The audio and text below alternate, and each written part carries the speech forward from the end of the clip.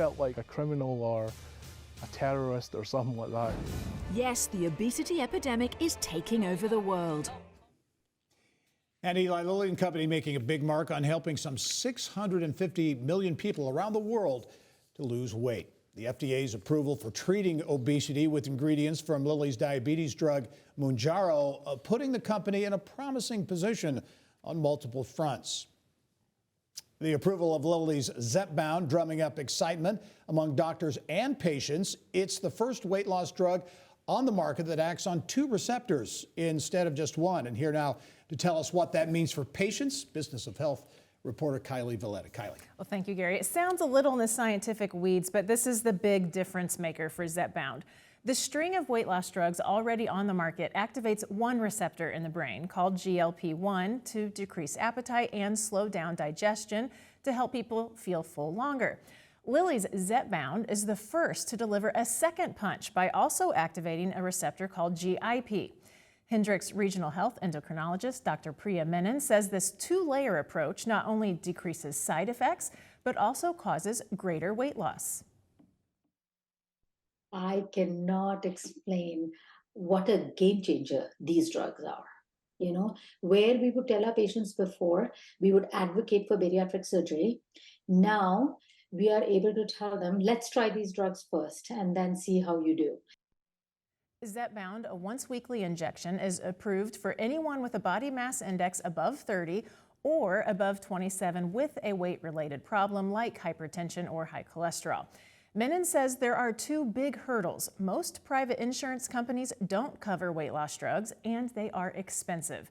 The other problem is demand is so high, pharmacies are running out and the drugs are on back order. But this is a good challenge to have. And we've never had this problem before. We've never had a problem with availability to this extent, ever. In my decades of practice, I've been at Hendricks for about 15 years. And 2023 is unique in this respect, that there are so many people who would benefit. We finally have something that works. And insurance, if they have approved it already, the patient is unable to get it at the pharmacy. Menon says the interest from her patients is truly unprecedented. She says every drug has a con, but there aren't that many for Zepbound. The most common side effects are GI issues like nausea, diarrhea, and vomiting, but not everybody gets them. Lots to unpack here. Yes. A lot of interest, a lot of buzz around this. Access is a big issue. Dave Ricks talked about the manufacturing side, just producing it to get it out to the market. But then there's the accessibility when it comes to insurance, when it comes to Medicaid, Medicare, not covering it at least now. Right, and Dr. Menon says this is the major piece of the puzzle that hasn't been solved yet, is that Medicare and Medicaid patients can't get it.